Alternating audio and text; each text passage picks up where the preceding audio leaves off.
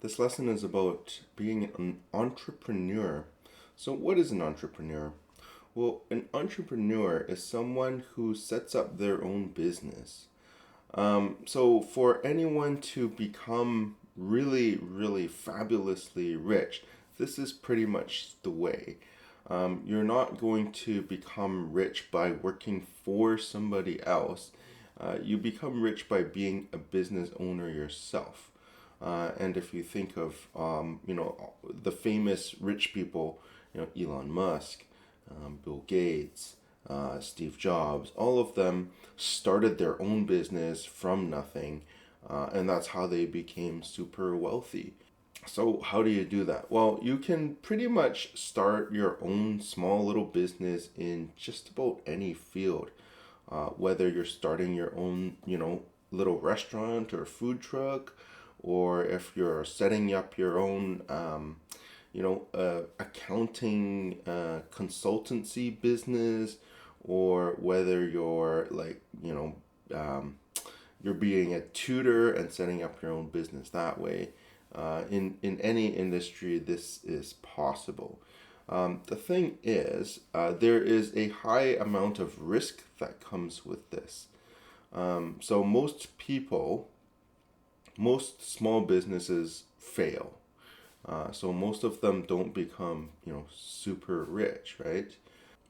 Usually you have to spend a bunch of your own money to start up the business.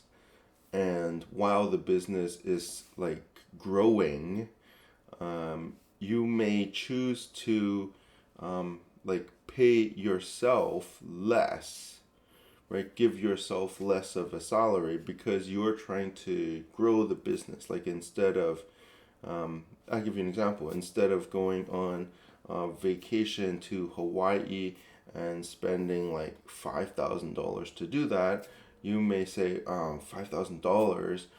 Instead, I'm going to spend that $5,000 to like buy this new piece of equipment that could be helpful to the business, something like that. So you choose to give yourself less money in order to try and grow things with the business. But there's a lot of risk because, as a business owner, you are responsible for basically bringing customers in the door as well as, doing the work to, providing the value for those customers.